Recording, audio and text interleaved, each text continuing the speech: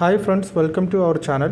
ഇന്ന് നമ്മൾ രണ്ട് ഇലക്ട്രിക് സൈക്കിൾസ് തമ്മിലുള്ള കമ്പാരിസൺ ആണ് ചെയ്യുന്നത്. ഇതൊരു വെറും ഒരു കമ്പാരിസൺ അല്ല, ഒരു യൂസർ റിവ്യൂ കൂടിയാണ്. ഇന്ന് നമ്മൾ കമ്പയർ ചെയ്യാൻ പോകുന്ന സൈക്കിൾസ് വാൻ ഇലക്ട്രിക് മോട്ടോ എന്ന് പറയുന്ന കമ്പനിയുടെ അർബൻ സ്പോർട്ട് എന്ന് പറയുന്ന മോഡലും ടാറ്റ കോണ്ടിനോ ETB 100 എന്ന് പറയുന്ന മോഡലുമാണ്.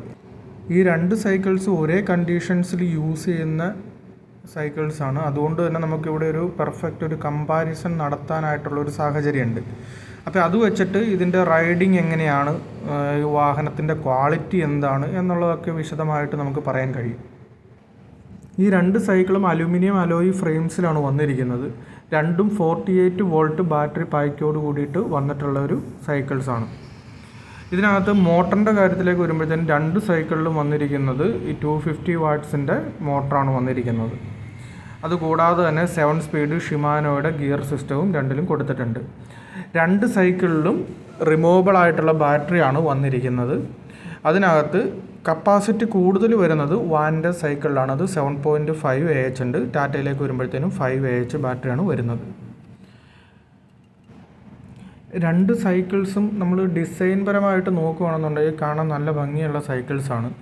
അതിനകത്ത് വാനിൻ്റെ ഡിസൈൻ നമ്മൾ അധികം ഇന്ത്യയിൽ കാണാത്ത ഒരു ഡിസൈൻ ലാംഗ്വേജ് ആണ് ഫോളോ ചെയ്തിട്ടുള്ളത്. അത് വിദേശ നിർമ്മിതമായിട്ട് ഇറ്റലിയിൽ മാനുഫാക്ചർ ചെയ്ത് വരുന്നൊരു മോഡലാണ്. അപ്പോൾ അതിൻ്റേതായ ഒരു ഭംഗി അതിന് എടുത്ത് പറയേണ്ടതുണ്ട്. ടാറ്റയുടെ വരുമ്പോൾ നമ്മൾ കൺവെൻഷനലായിട്ട് നമ്മളിവിടെ കണ്ടിരിക്കുന്ന ഒരു ഡിസൈൻ ലാംഗ്വേജ് തന്നെയാണ് ഫോളോ ചെയ്തിരിക്കുന്നത്. നമ്മളെ എക്സൈറ്റ് ചെയ്യിപ്പിക്കുന്ന രീതിയിൽ ഒരു ഡിസൈനിങ് കാര്യങ്ങളൊന്നും അഡീഷണലായിട്ട് അതിനകത്ത് വന്നിട്ടില്ല. അടുത്തത് ഈ സൈക്കിളുകളുടെ റൈഡിങ്ങിലേക്ക് വരുമ്പം രണ്ട് സൈക്കിൾസിനും റൈഡിങ് മോഡ്സ് കൊടുത്തിട്ടുണ്ട്. ETB 100-ൽ നമുക്ക് 3 മോഡുകളാണ് ഈ ഒരു പർട്ടിക്കുലർ മോഡലിലുള്ളത്. ഇതിൻ്റെ അപ്ഡേറ്റഡ് വേർഷൻ വന്നിരുന്നു. അതിൽ 5 മോഡ്സ് നമുക്ക് അവൈലബിൾ ആണ്. അതുകൂടാതെ അതിൻ്റെ കൂടെ ഒരു ഹെഡ്ലൈറ്റിന് വേണ്ടിയിട്ടുള്ളൊരു സ്വിച്ചും നൽകിയിട്ടുണ്ട്. പിന്നെ റൈറ്റ് സൈഡ് ഹാൻഡിലിൻ്റെ റൈറ്റ് സൈഡിലേക്ക് വരുമ്പോഴത്തേനും നമുക്ക് അവിടെ ഒരു ഷിമാനോയുടെ ഗിയർ ഷിഫ്റ്റർ കാണാം. അതുകൂടാതെ അതിനകത്ത് ബാറ്ററിയുടെ ഒരു ചാർജ് കാണിക്കുന്ന ഒരു ഇൻഡിക്കേഷനും ഒരു കീ സ്വിച്ചിങ് കാണാം. വാനിലേക്ക് വരുമ്പോൾ നമുക്ക് റൈറ്റ് സൈഡിൽ ആ ഒരു സെയിം ഗിയർ ഷിഫ്റ്റർ കാണാം, ഒരു ഹോണിൻ്റെ സ്വിച്ച് കാണാം. ലെഫ്റ്റ് സൈഡിലേക്ക് വരുമ്പോൾ നമുക്ക് അവിടെ ഒരു ഡിസ്പ്ലേ അവൈലബിൾ ആണ്. ആ ഒരു ഡിസ്പ്ലേ അതിനകത്ത് നമുക്ക് ഒരുപാട് ഫീച്ചേഴ്സ് അവൈലബിൾ ആണ്.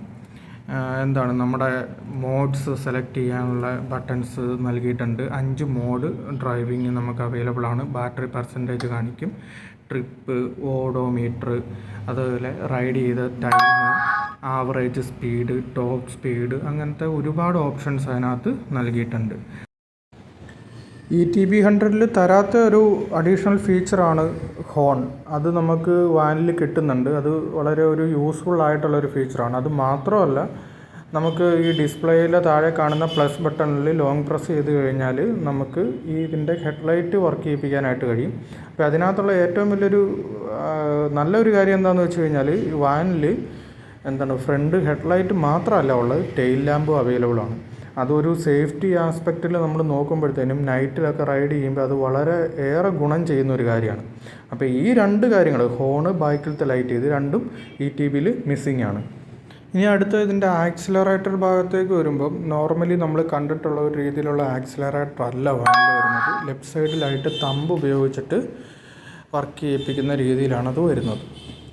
അപ്പോൾ നമുക്ക് അതേ സമയത്ത് ETB 100-ലേക്ക് വരുമ്പോഴത്തേനും കൺവെൻഷനലായിട്ട് നമ്മൾ കണ്ടിട്ടുള്ള റൈറ്റ് സൈഡിലെ ആക്സിലറേറ്റർ തന്നെയാണ് അവിടെ നൽകിയിരിക്കുന്നത്. ഈ രണ്ട് സിസ്റ്റത്തിൽ ഏത് സിസ്റ്റമാണ് നല്ലതെന്ന് ചോദിച്ചു കഴിഞ്ഞാൽ അത് ഡിപ്പെൻസ് അപ്പോൺ ആൾക്കാർക്കനുസരിച്ചിട്ട് വേരി ചെയ്യും. ഇപ്പോൾ യൂസ് ചെയ്യാൻ ആദ്യമായിട്ട് നമ്മൾ യൂസ് ചെയ്യുമ്പോഴത്തേനും വാനിലെ സിസ്റ്റം കുറച്ചൊരു ബുദ്ധിമുട്ട് തോന്നുമെങ്കിലും കുറച്ച് ലോങ് ടൈമിലേക്ക് അത് നല്ല യൂസ്ഫുള്ളായിട്ടുള്ളൊരു സിസ്റ്റമായിട്ട് ഫീൽ ചെയ്തിട്ടുണ്ട്.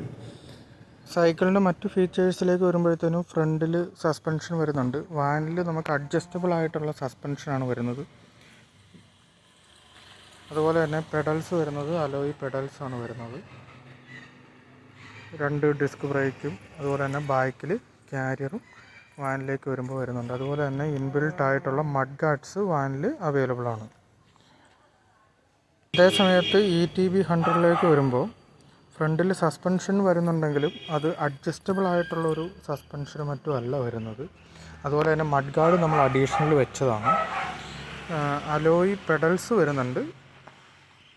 അപ്പോൾ ഇതിനകത്ത് കാണുന്ന ഈ ക്യാരിയർ അതുപോലെ തന്നെ ഈ സീറ്റൊക്കെ നമ്മൾ അഡീഷണൽ ചെയ്തെടുത്തേക്കുന്നതാണ്. പെർഫോമൻസിൻ്റെ കാര്യത്തിലേക്ക് വരുമ്പോൾ നമുക്ക് 2 സൈക്കിളും 48 വോൾട്ട് ആണ് ബാറ്ററി സിസ്റ്റം വരുന്നതെങ്കിൽ പോലും വാനിൽ നമുക്ക് 45 Nm ടോർക്ക് കിട്ടുന്നുണ്ട്. അപ്പോൾ ആ ഒരു 45 Nm ടോർക്ക് എന്ന് പറയുന്നത് പെർഫോമൻസിൽ കാര്യമായിട്ട് നമുക്ക് ഒരു മാറ്റം ഫീൽ ചെയ്യും. ഇപ്പോൾ കയറ്റമൊക്കെ ഉള്ള റോഡുകളിലൊക്കെ ഉപയോഗിക്കുകയാണെന്നുണ്ടെങ്കിൽ തന്നെ നല്ലൊരു ടോർക്കിയാണ് വണ്ടി. അതേ സമയത്ത് ETB 100ലേക്ക് വരുമ്പോഴത്തേനും നമുക്ക് ആ ഒരു പെർഫോമൻസ് നമുക്ക് ഫീൽ ചെയ്യില്ല. ബിൽഡ് ക്വാളിറ്റിയുടെ കാര്യത്തിലേക്ക് വരുമ്പം ഞാൻ ആദ്യമേ തന്നെ പറഞ്ഞായിരുന്നു അലുമിനിയം ഫ്രെയിമാണ് വരുന്നത് എന്ന് പറഞ്ഞിരുന്നു. പക്ഷേ അതേ സമയത്ത് ഇതിനകത്ത് യൂസ് ചെയ്തിരിക്കുന്ന ഫാസ്റ്റനേഴ്സും മറ്റുമൊക്കെ കുറേയും കൂടി ക്വാളിറ്റി ഉള്ളതാണ്. അപ്പോൾ ഇത് യൂസ് ചെയ്താണെങ്കിൽ ഇതിനകത്ത് തുരുമ്പോ കാര്യങ്ങളോ ഒന്നും വന്നിട്ടില്ല. ഇവിടെ ഹെഡ് പോർഷനിലൊക്കെ ആണെങ്കിലും നമുക്ക് നോക്കിക്കഴിഞ്ഞാൽ കാണാം തുരുമ്പിൻ്റെ പ്രശ്നങ്ങളൊന്നുമില്ല.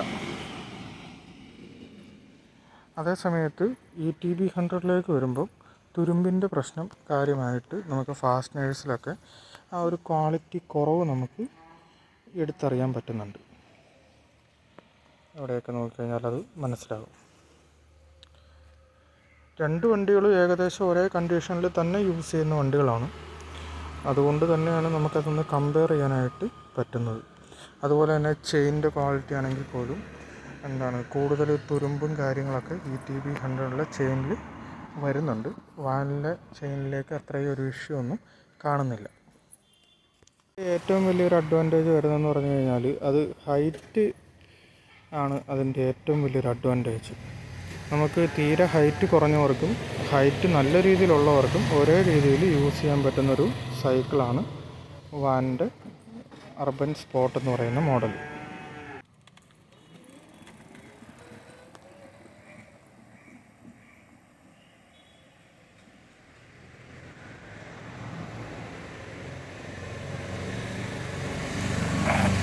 സമയത്ത് ഇപ്പോൾ ഹൈറ്റ് കുറഞ്ഞവർക്ക് ഒട്ടും തന്നെ യൂസർ ഫ്രണ്ട്ലി അല്ല ETB 100.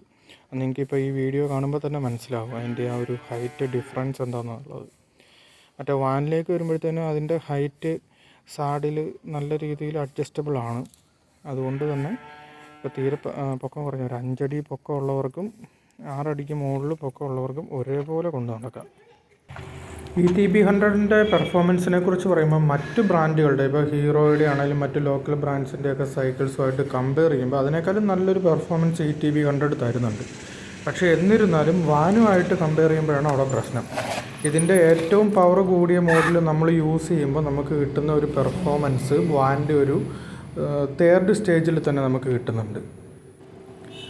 നമ്മളിപ്പോൾ ഈ 2 സൈക്കിൾസും യൂസ് ചെയ്യുന്നുണ്ട്. അപ്പോൾ 2 സൈക്കിൾസും യൂസ് ചെയ്യുന്നതിൽ നിന്ന് നമുക്ക് കിട്ടിയ ഒരു ഫീഡ്ബാക്ക് എന്താണെന്ന് വെച്ച് കഴിഞ്ഞാൽ പെർഫോമൻസ് ഓറിയൻറ്റഡും ക്വാളിറ്റിയും നോക്കിയിട്ടാണ് നമ്മൾ ഒരു സൈക്കിൾ എടുക്കുന്നതെന്നുണ്ടെങ്കിൽ വാനിൻ്റെ സൈക്കിൾ നമുക്ക് കണ്ണും പൂട്ടിയെടുക്കാം. അതിനകത്തുള്ള ഏറ്റവും വലിയൊരു അഡ്വാൻറ്റേജ് വേറെ ഒരു കാര്യം കൂടിയുണ്ട്, ഇതിൻ്റെ സർവീസ്. ഇപ്പോൾ നമുക്ക് ഇപ്പോൾ ടാറ്റയുടെ ആയാലും ശരി ഹീറോയുടെ ആയാലും ശരി നമുക്ക് എന്തെങ്കിലും കംപ്ലയിൻ്റ് ഒക്കെ വന്നു കഴിഞ്ഞാൽ നമ്മളത് കമ്പനിയിലേക്ക് അയച്ച് അവർ അക്സെപ്റ്റ് ചെയ്ത് പലപ്പോഴും അതിൻ്റെ വാറണ്ടി ഒന്നും അക്സെപ്റ്റ് ചെയ്ത് കിട്ടാറില്ല. പക്ഷേ ഇവിടെ അങ്ങനെ ഒരു ഇഷ്യൂ ഇല്ല. നമുക്ക് കംപ്ലയിൻ്റ് എന്തെങ്കിലും ഉണ്ടെങ്കിൽ കമ്പനിയിൽ നിന്ന് ഡയറക്റ്റ് ആൾ വന്ന് അത് റെക്ടിഫൈ ചെയ്ത് തരും. അത് തന്നെയാണ് ഏറ്റവും വലിയൊരു അഡ്വാൻറ്റേജ് ആയിട്ട് എനിക്ക് തോന്നിയിട്ടുള്ളത്. പിന്നെ നമുക്ക് ഇത്രയും പൈസ മുടക്കാനില്ല. വാനിലേക്ക് വരുമ്പോഴത്തേനും കുറച്ച് പ്രീമിയം സെഗ്മെൻ്റ് ആണ്.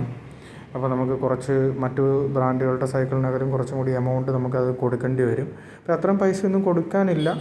ഒരു ആവറേജ് എമൗണ്ടിൽ നിൽക്കുന്ന ഒരു സൈക്കിളാണ് വേണ്ടതെന്നുണ്ടെങ്കിൽ ETB 100 നല്ലൊരു ചോയ്സാണ്. ഇതിനിടയ്ക്ക് പറയാൻ വിട്ടുപോയൊരു കാര്യമുണ്ട്, ഇതിൻ്റെ ട്രൂ റേഞ്ച്. കമ്പനി 2 മോഡൽസിലും അവകാശപ്പെടുന്നത് 60 കിലോമീറ്റർ പെഡൽ അസിസ്റ്റ് മോഡിൽ കിട്ടുമെന്നാണ് അവകാശപ്പെടുന്നത്. നമ്മുടെ ഏരിയ അത്യാവശ്യം കയറ്റങ്ങളും ഇറക്കമൊക്കെ ഉള്ള ഒരു ഏരിയ ആണ്. അപ്പോൾ ഇവിടെ യൂസ് ചെയ്യുമ്പോൾ നമുക്ക് ETB 100ൽ മാക്സിമം കിട്ടിയിട്ടുള്ള ഒരു റേഞ്ച് എന്ന് പറഞ്ഞു കഴിഞ്ഞാൽ 40 കിലോമീറ്റേഴ്സാണ്. അതേ സമയത്ത് വാനിലേക്ക് വരുമ്പോഴത്തേനും നമുക്കൊരു 50 കിലോമീറ്റേഴ്സ് പ്രതീക്ഷിക്കാവുന്നതാണ്. പക്ഷേ നമ്മളിപ്പം പ്ലെയിൻ ആയിട്ടുള്ള ഏരിയകൾ കൺസിഡർ ചെയ്യുകയാണെങ്കിൽ നമ്മുടെ അടുത്തുനിന്ന് തന്നെ ETB 100ഉം വാനിൻ്റെ അർബൻ സ്പോട്ടും മേടിച്ചിട്ട് പ്ലെയിൻ ആയിട്ടുള്ള ആലപ്പുഴയിലും കൊച്ചിയിലൊക്കെ ഉപയോഗിക്കുന്നവരുണ്ട്. ETB 100ൽ 40 ആ റേഞ്ച് തന്നെയാണ് എല്ലായിടത്തും ഒരു കോൺസ്റ്റൻ്റ് ആയിട്ട് കിട്ടിക്കൊണ്ടിരിക്കുന്നത്. അതേ സമയത്ത് ഒരു പകുതി ചാർജിൽ തന്നെ ഏകദേശം 45 കിലോമീറ്ററോളം കവർ ചെയ്യാനായിട്ട് നമ്മുടെ ആലപ്പുഴയിലുള്ള ഒരു കസ്റ്റമറിന് സാധിച്ചിട്ടുണ്ട്. അപ്പോൾ അതെന്ന് പറഞ്ഞാൽ ഇപ്പോൾ കമ്പനി പറയുന്ന 60 റേഞ്ച് തന്നെ നമുക്ക് അതിനകത്ത് നിന്ന് കിട്ടും എന്നുള്ളതാണ് അതിനകത്ത് നിന്ന് മനസ്സിലാക്കാവുന്ന കാര്യം.